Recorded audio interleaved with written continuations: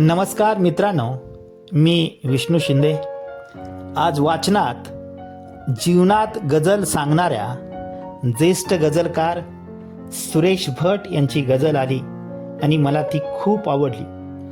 गझल ही बऱ्याच वेळा दुःखी कविता असते, हृदयात टोचणारी, डोळ्यात अश्रू तराळणारी, वेदनांच्या तीव्रतेवर भावनांचे उदात्तीकरण करणारी कविता म्हणजे गझल। ज्येष्ठ गझलकार सुरेश भट यांची ही गझल। चला तर मित्रांनो ऐकूया मग सुरेश भट यांची ही गझल। जगत मी आलो असा की मी जसा जगलोच नाही, एकदा तुटलो असा की मग पुन्हा जुळलोच नाही, एकदा तुटलो असा की मग पुन्हा जुळलोच नाही। जन्मभर अश्रूस माझ्या शिकवले नाना बहाणे, जन्मभर अश्रूस माझ्या शिकवले नाना बहाणे, सोंग फसव्या जिन्याचे शेवटी शिकलोच नाही, सोंग फसव्या जिन्याचे शेवटी पण शिकलोच नाही। कैकदा कैपात माझ्या मी, कैकदा कैपात माझ्या मी विजांचे घोट प्यालो, पण प्रकाशाला तरी हाय मी पटलोच नाही, पण प्रकाशाला तरीही हाय मी पटलोच नाही।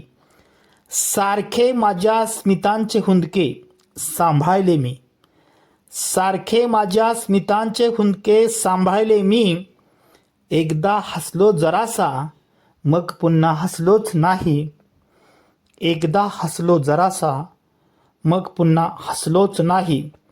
स्मरतही नाहीत मजला चेहरे माझ्या व्यथांचे, स्मरतही नाहीत मजला चेहरे माझ्या व्यथांचे, एवढे स्मरते मला की मी मला स्मरलोच नाही, एवढे स्मरते मला की मी मला स्मरलोच नाही।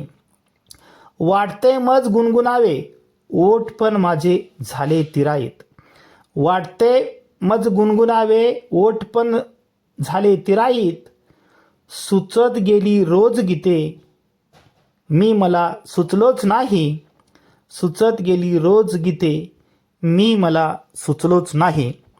आणि शेवटचा शेर मित्रांनो, संपल्यावर खेळ माझा आंधळ्या कोशिंबिरीचा, संपल्यावर खेळ माझा आंधळ्या कोशिंबिरीचा, लोकमज दिसले अचानक मी कुठे दिसलोच नाही, लोकमज दिसले अचानक मी कुठे दिसलोच नाही।